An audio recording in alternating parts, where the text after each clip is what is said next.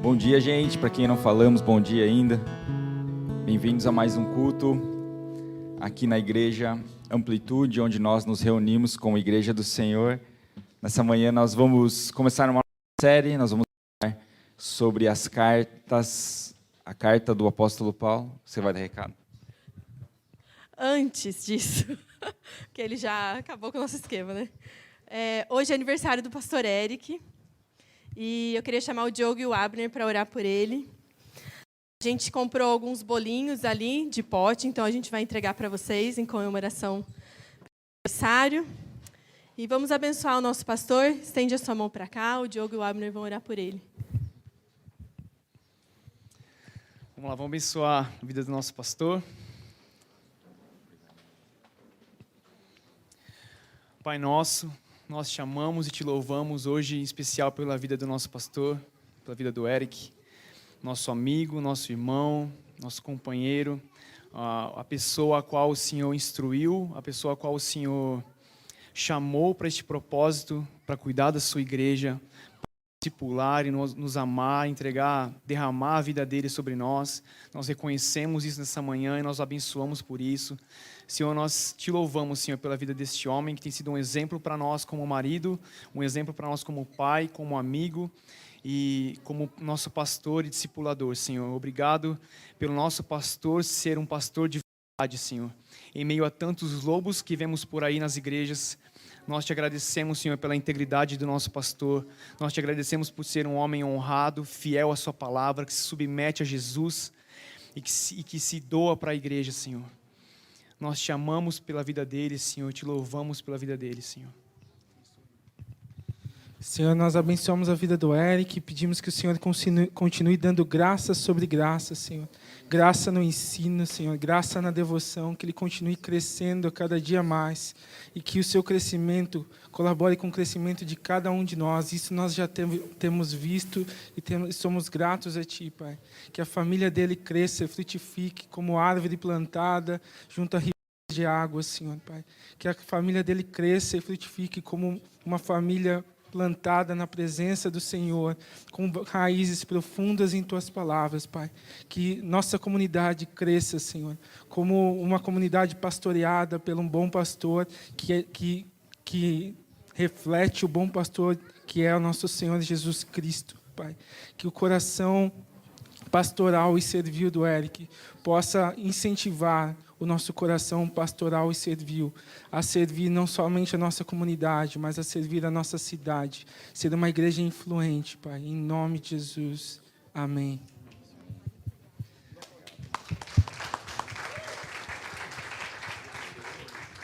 E alguns irmãos se reuniram, compraram um presentinho, uma lembrancinha. Com certeza vai gostar. E igreja, só terminar a honraria, eu queria lembrar os irmãos de algo. Essa igreja é uma igreja bíblica, é uma igreja que ama Jesus de verdade. Então eu peço a vocês, amem essa igreja, amem este lugar. Em meio a tantos lugares que nós vemos, infelizmente, né, tantas heresias sendo pregadas, tantos absurdos no meio da igreja, tantos lobos em peles de ovelhas. Nós vivemos em uma comunidade saudável, uma comunidade bíblica, e eu quero honrar o pastor por isso. Em meio a tantos pastores, entre aspas, né? Em meio a tantas pessoas que se fazem de pastores, se dizem cristãos, para literalmente ganhar dinheiro e enganar os irmãos, enganar as pessoas mais simples e enriquecer por isso. Eu vi com os meus olhos esse homem, o nosso pastor, abrir mão de dinheiro, abrir mão de parte da sua profissão para se dedicar à igreja, para se dedicar a vocês, para ensinar a palavra. Eu sei o tempo que ele se dedica a se dedicar à palavra, a estudar, para nos ensinar da maneira mais saudável possível, para gastar o tempo em vida de oração e se derramando aos pés de Jesus. Eu sou testemunha disso, assim como outros irmãos que também caminham mais próximo. Então eu gostaria de falar para vocês isso, sabe? Esse homem é de verdade. Esse pastor é de verdade, ele é uma pessoa honrada e eu louvo a vida dele, louvo o Senhor pela vida dele e agradeço por ser nosso discipulador, nosso pastor, como todos vocês. Então, ame sua igreja, ame seu pastor, lembre sempre de honrar, de orar por ele e pela sua família. Amém?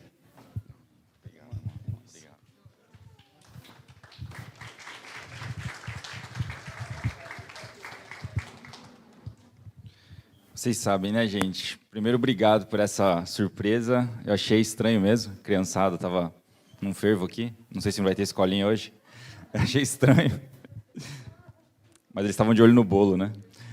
Muito obrigado por isso. Vocês que me conhecem sabem que eu honro o Senhor. Eu dou toda a glória a Ele, porque é Ele que nos chamou. E é Ele que nos capacita para sermos modelo para alguma coisa. Mas nós temos um verdadeiro modelo, o perfeito modelo, o modelo do nosso Senhor Jesus. E é para Ele que nós olhamos, né? Mas eu reconheço o que Deus tem feito no nosso meio. Eu fico muito feliz em ouvir os testemunhos. Isso traz muita coragem, muito encorajamento para os próximos dias. E quem sabe quanto tempo o Senhor vai nos permitir. Agora sim, podemos continuar a programação normal da igreja, mas obrigado, gente, espero que esteja gostoso aí a surpresa, o bolo Amplitude, por apenas R$5, não, brincadeira. A gente, como eu estava dizendo, a gente vai começar uma nova série agora, a série de Colossenses. Estava torcendo para o meu iPad carregar ali, não sei se vai dar certo, que fica mais fácil. Mas qual é a ideia, gente? A ideia é nós lermos e pregarmos aqui na igreja porções bíblicas em sequência, porções bíblicas inteiras. Quem nos conhece sabe que a gente se preocupa, como o Abner disse, em sermos uma igreja bíblica, uma igreja que se adequa aos padrões bíblicos para uma igreja. E o que nós temos visto hoje é que uma igreja bíblica é uma igreja que prega também de uma maneira sequencial ao longo da Bíblia. A gente chama isso também de pregação expositiva, onde nós vamos pregar sobre trechos da palavra de Deus que talvez a gente nunca pregou aqui. Dessa forma, quem está liderando a igreja ou a congregação não pode manipular as pessoas. Porque se eu não prego em sequência, o que acontece? Eu posso sempre pregar coisas que eu gosto ou coisas que me interessam. E assim a gente manipula a congregação, e isso não é certo. Por isso, na intenção de sermos uma igreja bíblica, nós vamos pregar mais dessa forma, expositivamente, nas devidas proporções. Pregação expositiva não é uma pregação fácil, é uma pregação para pessoas que têm mais experiência com a Bíblia, com a palavra de Deus, mas com a ajuda do Senhor nós vamos tentar fazer isso daqui para frente, e acho que vai ser saudável para a sua dieta espiritual. Quantos aqui gostam de comer num restaurante bom? Quantos gostam de uma nona, estou fazendo propaganda grátis aqui, não pode. Mas é diferente você comer um aperitivo só, ou você comer no almoço um salgado, né? Quantos já passaram por isso? Eu, na época da faculdade, comia coxinha, esfirra às vezes, e achava maravilhoso. Mas depois de 3 horas já dava fome de novo. E falando assim, na dieta espiritual da igreja, nós não queremos apenas alimentar vocês com salgados, com esfirras, com coxinhas, apesar de ser gostoso de vez em quando. Mas a gente quer dar a dieta que o Senhor tem para nós, o alimento espiritual, que é a palavra dele completa. Amém? Por isso que a gente vai estudar Colossenses, porque Colossenses é uma carta bem dinâmica, pequena também, são 4 capítulos. Hoje a gente vai estudar o capítulo 1, de forma resumida. Vamos pegar um trecho, aí os primeiros versículos, acho que os primeiros 23, e em seguida a gente... Nas próximas semanas vamos estudar os outros capítulos, tá bom? Mas é legal, deixa eu pegar aqui o resumo, pelo menos da introdução, que me ajuda. Então, Colossenses é o nome dos cidadãos de Colossos, né? Uma pessoa que nasceu em Colossos, cidade da Turquia, na atual Turquia se localizaria, eles seriam designados como colossenses. Os colossenses foram pastoreados provavelmente por um homem chamado Epáfras. São nomes diferentes mesmo, tá? Epáfras foi o provável fundador da igreja e pastor. Epáfras, dizem os historiadores, se converteu provavelmente ali perto de Colossos, numa cidade chamada Éfeso. Aí você conhece Éfeso.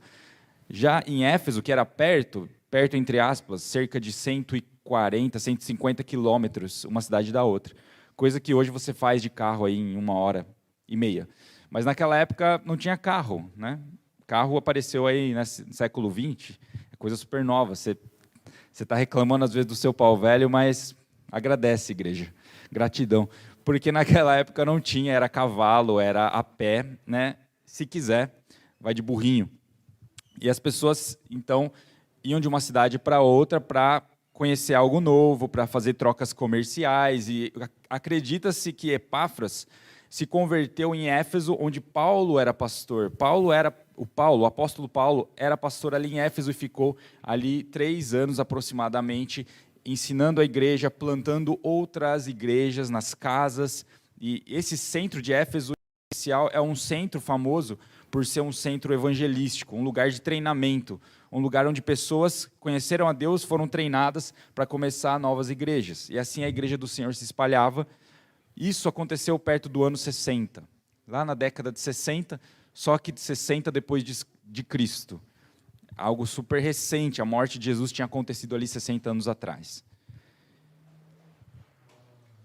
Esse é mais ou menos o cenário, então, da cidade de Colossos, uma cidade que tinha passado por um momento de glamour, de fama. Eles tinham, por uma época, sido um centro de trocas comerciais, mas quando as estradas mudaram para a direção de Laodiceia, talvez você lembre da nossa pregação de alguns meses atrás, Laodiceia meio que roubou a fama de Colossos e Colossos ficou em segundo plano. Mas era uma cidade legal, uma cidade importante, porque ficava perto de um rio importante chamado Rio Lico. E tinha, então, atividade comercial. Tinha comércio de lã, tinha comércio de tintas, mas isso não vem ao caso. Só para vocês entenderem um pouco da importância de Colossos para aquela época. E mais uma coisa importante que vai nos ajudar na leitura é que era uma cidade constituída por uma grande comunidade de judeus.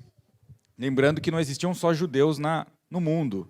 Nós lemos a Bíblia e às vezes achamos que a Bíblia é só um livro de história. Ela também conta a história, mas o objetivo da Bíblia não é ser um livro de história. Então existiam outros povos, não só os judeus ali em Colossos. Em Colossos tinha uma grande comunidade de judeus e tinha também muitos cristãos convertidos do paganismo. Pessoas que acreditavam em outros deuses ou que eram ateus, que não acreditavam em nenhum Deus e de repente se converteram com a pregação de Epáfras e a comunidade que estava sendo formada. Começando Colossenses 1, se você tiver, Paulo, apóstolo de Cristo Jesus, pela vontade de Deus, e o irmão Timóteo, aos santos e irmãos fiéis em Cristo que estão em Colossos. Graça e paz a vós outros, da parte de Deus, nosso Pai, do Senhor Jesus Cristo. Eu vou ler até o 8, tá bom?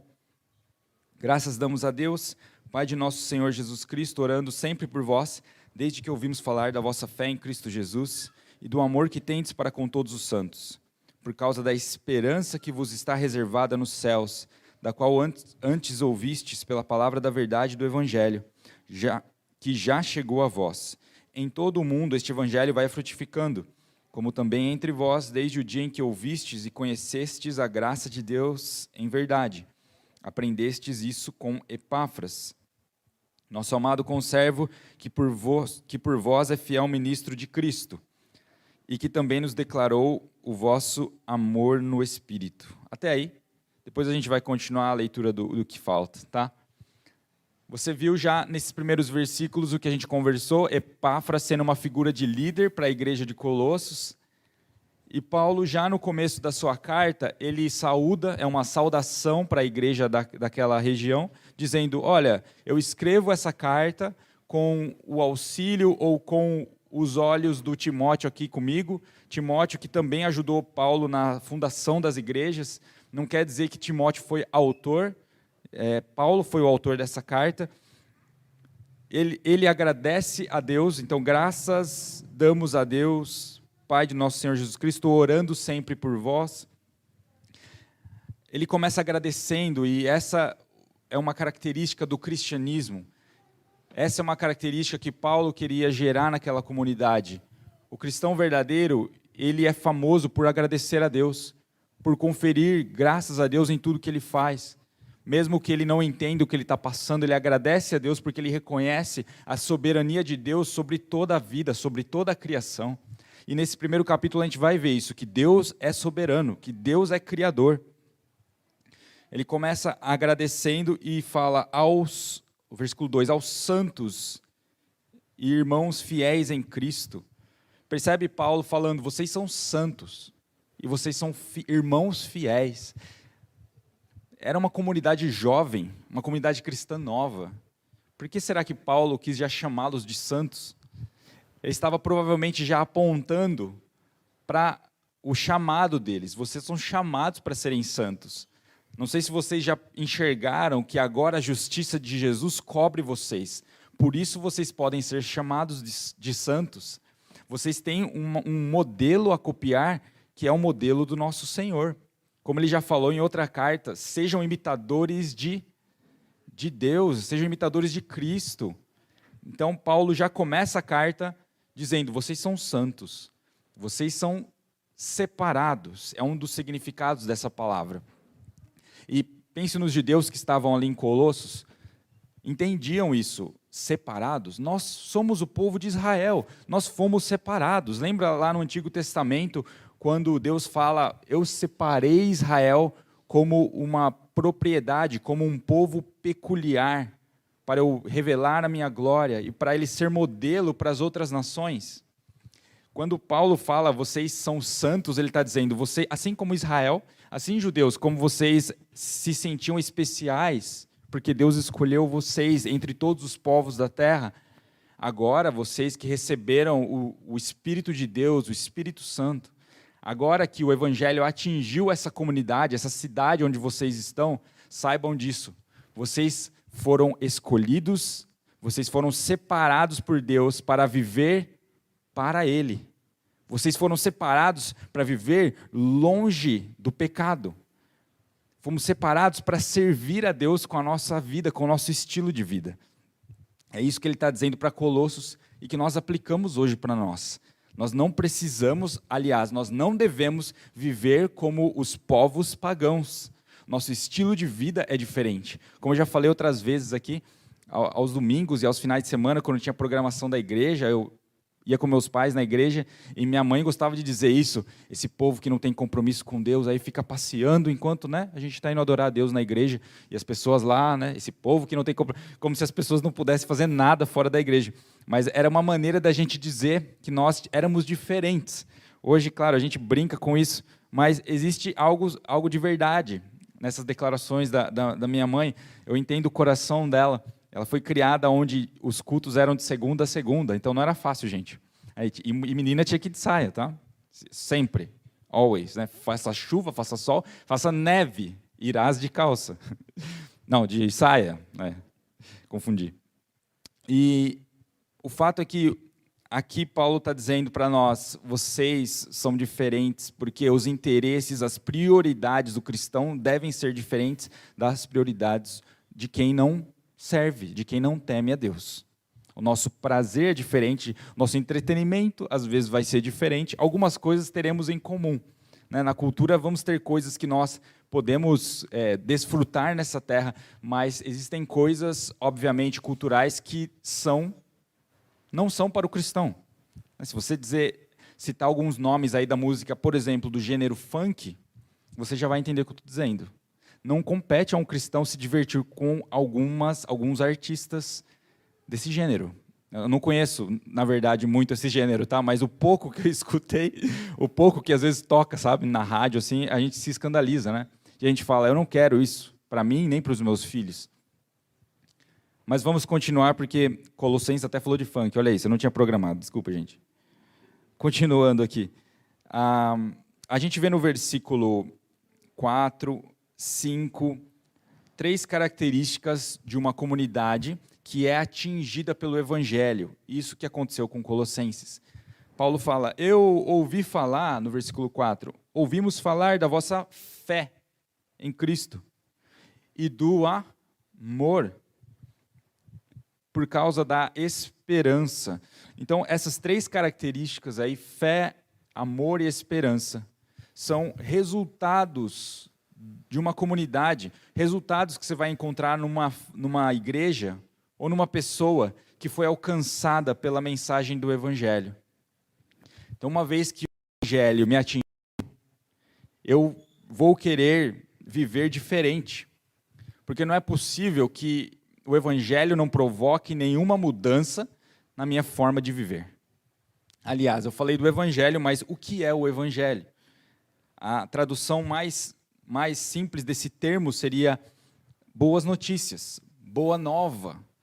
O evangelho são as boas notícias do que Jesus fez por nós, do que Deus fez por você, seus filhos. Lá em 1 Coríntios 15, a gente vai ter uma descrição do que Jesus fez por nós. Paulo dizendo, eu recebi essa mensagem e eu compartilho com vocês. 1 Coríntios 15, que Cristo desceu à terra, né? Cristo encarnou, morreu, foi sepultado e ressuscitou ao terceiro dia. Dessa forma, essa seria um resumo, né? O resumo básico do Evangelho, mas que todo cristão deve conhecer, todo cristão deve entender. Quando eu falo Evangelho, eu estou falando da notícia do que Jesus fez por nós, das boas notícias. Então Paulo fala, essa notícia chegou através de Epáfras para vocês, e isso provocou em vocês mudança. Vocês quiseram mudar. Vocês não sabem direito o que está acontecendo, mas vocês sentem o agir de Deus no coração de vocês. Vocês agora querem adequar a vida de vocês aos padrões bíblicos. Vocês não mais estão cumprindo regras como a comunidade judaica procurava fazer. Os judeus adoravam uma regra, tanto que eles criaram um sistema com mais de 600 regras para seguirem. Nos padrões judaicos, da lei judaica, se você queria ser santo e ir para o céu um dia, ou ressuscitar com Deus, como uma ala dos judeus acreditavam, você teria de seguir todas essas regras. Não precisa passar um dia para você perceber que é impossível. Porque o nosso coração tem uma inclinação para o mal. Até que vem Cristo e cumpre toda a lei. Não a lei dos judeus, melhor não falar dessa forma. Cristo cumpriu toda a lei que Deus exigiu que fosse cumprida. Não o que os homens exigiam, porque os homens até inventavam leis. É isso que eu quis dizer.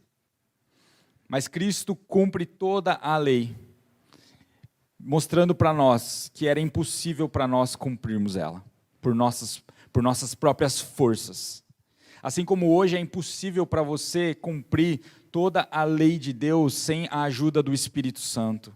Eu e você não vamos conseguir ser santos com nossos próprios méritos, gente. Não adianta, eu tentei, eu vou te falar, na minha adolescência, na minha imaturidade cristã, como eu lutei para ser santo com a minha própria força. Eu tenho uma tendência a ser perfeccionista, minha personalidade. Então eu coloquei isso como meta, eu vou ser santo, mas eu vou arrepiar, na força do meu braço. Eu não vou cobiçar, eu não vou olhar para a direita nem para a esquerda, eu não vou duvidar de Deus, eu não vou xingar, eu não vou falar um palavrão na minha vida. Isso foi uma luta grande, gente. Porque, você sabe, né, ambiente de escola, adolescentes e tal. Todo mundo podia falar, menos você. Aí você vai lá no estádio, todo mundo xingando, né? Ei, juiz, né? Vai plantar bambu. E você fica lá, né? Eu só ficava com a mão, assim. E não falava nada. Eu garanto para você que eu não falava nada, porque eu temia tanto, né, ofender a Deus. O fato é que com a minha força eu avacalhei, eu não consegui. E eu percebia que era muito tombo, era muita crise interna de fé. Até que Deus começou a abrir meu entendimento e mostrar que Ele era o Espírito Santo. Ele era o Espírito que me santificava cada dia. E eu precisava continuar na presença dEle e na palavra e no aprendizado da palavra dEle para Ele me santificar. E isso começou a acontecer de uma maneira mais avassaladora, conforme eu me voltei para a palavra e para a oração, para o Espírito Santo e para a palavra dEle. E assim acontece a obra da santificação no cristão. E Paulo estava dizendo isso para eles, igreja de Colossos, não queiram ser santos como os judeus sem Jesus, só seguindo leis, só tentando ser perfeccionista, porque em alguns momentos vocês vão cair, em alguns momentos vocês vão falhar, porque nós não somos perfeitos e não temos ainda o nosso corpo totalmente transformado. Ou tem um ser de luz aí que eu não estou vendo. Ou tem aí algum, né, ser iluminado no meio de nós. Eu digo você, né, humano. Claro que se Deus quiser enviar anjos aqui, fique à vontade, Senhor. Quando eu digo que você não é santo completamente, totalmente, eu estou dizendo, Você vai lutar contra o pecado enquanto você estiver nessa terra. Existe essa tensão. A tensão que Lutero declarou na época da Reforma. Nós somos simultaneamente santos e simultaneamente pecadores. Simul justus et peccator. É latim isso aí, desculpa. Não sei nada de latim, gente. Mas essa expressão é importante para nós, porque ela nos lembra que nós somos simultaneamente santos e simultaneamente pecadores. Precisamos da graça de Deus a cada dia. Não tem ninguém aqui que pode bater no peito e falar, eu sou cristão e não preciso do Espírito Santo. Eu sou cristão e eu vou chegar no céu sem a ajuda de Deus. Não vai, você não vai. Todos nós precisamos da graça do Senhor a cada dia para nos manter no caminho, na trilha que Deus traçou. E Paulo estava dizendo isso para os colossenses em razão de que na época alguns judeus estavam trazendo novas leis para a igreja. Olha, faça isso, faça aquilo, senão você não vai ser aceito por Deus. Você tem que jejuar todos os dias, senão você não vai ser aceito por Deus. Mas isso não é bíblico. Mas isso acontece na igreja de Colossos, isso acontece em algumas igrejas hoje. Eu te garanto que sim. Que algumas igrejas vão impor regras dizendo para você, olha, se você não jejuar todos os dias, se você não orar 7 Pai Nossos por dia, talvez Deus não te aceite no final de semana, quando você for na igreja. Às vezes, eles não fazem isso abertamente, declaradamente, mas no ensino colocam regras que nem mesmo os líderes de algumas igrejas cumprem. E eu estou batendo nisso, dizendo, nós fizemos isso. Eu, na época do perfeccionismo, talvez já preguei isso. Na época ali, eu comecei a pregar cedo, gente, com uns 17 anos, recebi o Espírito Santo, aquela convicção de que precisava de Deus, e no mês seguinte eu já queria pregar, eu queria ter de Cristo. Se Ele é a cabeça, as ideias de Deus devem guiar o cristão. A palavra de Deus deve ser o nosso guia nessa terra, deve guiar as nossas decisões, porque Ele é a nossa cabeça. O seu corpo, você consegue, abre a sua mão e fecha por um segundo. Você só consegue fazer isso porque sua cabeça funciona, em outras palavras. Se a sua cabeça aí não estivesse funcionando, se tivesse alguma desconexão cerebral, como acontece em algumas doenças, por exemplo, a AVC, ou a derrame, o famoso derrame, a pessoa perde o movimento de um lado, porque a cabeça não consegue mandar a mensagem para aquele membro afetado. Isso acontece de que forma, então, nessa passagem? Vocês dependem de Cristo. Vocês só vão conseguir viver uma vida justa, uma vida boa, se você ouvir o que a cabeça está dizendo, se você ouvir o que a palavra de Deus está dizendo. Pois foi do agrado do Pai que, havendo Ele feito a paz pelo sangue da sua cruz. Aí no versículo 20 em diante, concordando com 13 e 14, vai dizer que Jesus não é apenas Senhor da criação, mas Ele é o Senhor da reconciliação. Existem algumas imagens para a gente entender a obra de Jesus, e uma das imagens é a imagem de reconciliação. Essa é a imagem que Paulo usa aqui, a gente chama isso também de analogia. Reconciliação, o que significa reconciliar, irmãos? E Paulo dá o exemplo aqui, nós éramos inimigos de Deus. Reconciliar, por exemplo, uma amizade. Você estava longe de um amigo e de repente você reconciliou com ele porque houve um perdão e vocês voltaram a se falar. Mas o nosso estado era desesperador, porque Deus nos considerava inimigos. Não era você que, eu não quero saber de Deus, eu sou inimigo de Deus e que se exploda. Não era isso. Era muito pior do que isso. Era Deus que olhava para você e falava, por causa dos seus pecados eu te considero um inimigo. Você é o meu inimigo. Sabe o que eu faço com inimigos? É bem Tropa de Elite. Deus pensava assim, vocês são meus inimigos e eu extermino inimigos. Eu destruo inimigos por causa do pecado, porque o pecado me ofende. O pecado ofende Deus, o pecado chateia Deus, o pecado não vem de Deus. O pecado, em última análise, é ofensa a Deus. Nós precisamos nos lembrar disso a cada dia. Quantos sabem o que eu estou falando? Porque senão eu começo a flertar com o pecado. E cristão tem que ser tropa de elite nesse sentido, de lutar contra o pecado, lutar contra o velho homem. Ao longo dessa carta a gente vai ver isso ainda. Eu não posso aceitar o pecado como um aperitivo válido. Não, obrigado. Tem aperitivos que você não pode se dar o luxo de experimentar, irmão. Então tem coisas nessa vida que não vale a pena, porque é laço. Vai te prender, só começa com uma imagem, né? Só começa na internet com um perfil, com um rios. Né? É assim que vem a tentação hoje. Então a gente tem que ser atento, a gente tem que ser filho da luz. Nós temos um Deus que é luz, por isso andem como Ele. Lá em João, 1 João, ele fala isso. Vocês agora que foram alcançados pelo reino da luz, andem na luz como ele é luz. Amém? É isso que Paulo estava dizendo. Vocês eram inimigos, mas a boa notícia chegou. Ele reconciliou a gente com Deus. Jesus tomou uma iniciativa, mesmo que você ainda não tomou. Mesmo que você fala, cara, eu não estou muito certo disso, mas a mensagem de Jesus chegou a você? A mensagem do Evangelho chegou nessa comunidade? Chegou ao seu coração o que Jesus fez por você? Você está ouvindo eu pregar isso agora? Então eu te digo, Jesus reconciliou você com Deus. Ele está querendo reconciliar e que você ande com Ele por toda a sua vida e pela eternidade. E ele fala, para terminar aqui, se é que permaneceis fundados e firmes na fé. A vontade de Deus, irmãos, é que nós perseveremos na palavra de Deus e no caminho de Deus. Ele é quem nos ajuda a perseverar na palavra e na vontade dEle. É Ele que nos ajuda. Amém? Cristo é quem sustenta todas as coisas. E com isso eu vou terminar. Cristo sustenta todas as coisas. Lá em Hebreus fala que Ele sustenta o universo pela palavra dEle. Se em algum momento Cristo sai da equação, todas as coisas são destruídas. Mas não é destruído porque Ele sustenta.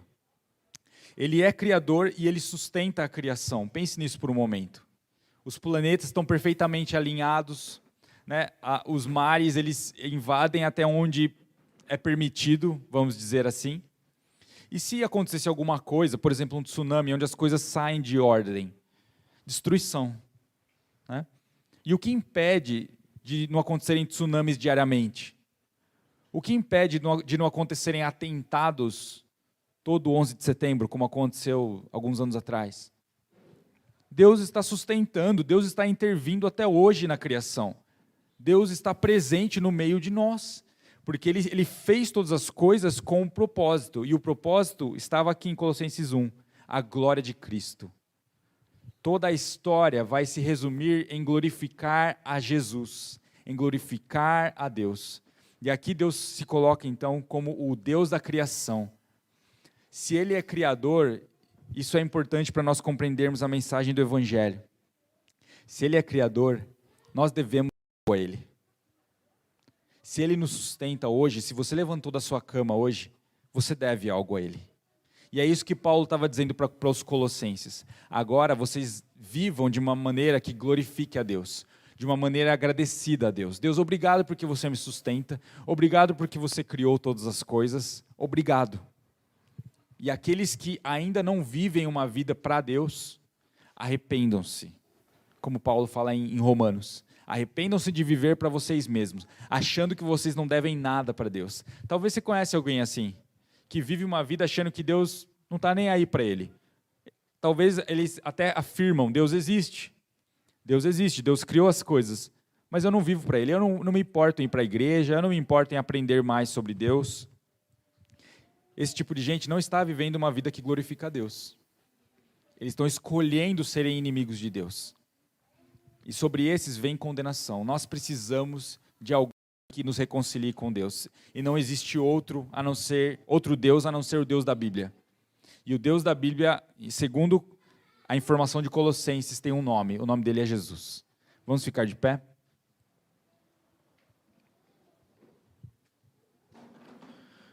Pai nosso, nós oramos nesse momento, reconhecendo que Jesus é o Senhor sobre nós, é o Senhor da criação. Reconhecemos que não existe outro Deus a não ser o Senhor. Somente o Senhor fez algo por nós que nenhum outro fez, somente o Senhor poderia ter feito isso. Nós te agradecemos pelos ensinamentos que o Senhor traz através da Tua Palavra. Eu oro para que isso gere transformação em nós. nos dê amadurecimento, nos dê crescimento espiritual, Pai. Nos ajude a sermos modelo para as nossas famílias, nos ajude a sermos modelo para os nossos vizinhos, para os colegas de trabalho. Nós reconhecemos, Deus, que pecamos, que somos falhos, mas reconhecemos o nosso chamado para andarmos na luz, para sermos santos. Por isso, o Espírito Santo nos conduz ao arrependimento, nos convence do pecado, nos ajuda a frutificar, nos ajuda a perseverar no caminho de Deus, na palavra de Deus. Nessa manhã nós escolhemos o caminho de Deus. Nós recebemos o Teu poder, Deus. Espírito Santo, traz o Teu poder sobre cada cristão aqui, sobre cada pessoa. E aqueles que estão distantes ou ainda não receberam o Seu amor, não receberam o Seu Espírito, nós oramos, Deus, salva pessoas através das nossas mensagens, salva pessoas através da nossa igreja, da nossa comunidade, através das nossas vidas. Nós oramos para que o Senhor alcance mais filhos, mais pessoas. Nós queremos ser uma comunidade que evangeliza, evangelística. Nos ajuda, Senhor. Nós abençoamos a Tua igreja, Pai, com essa palavra, em nome de Jesus.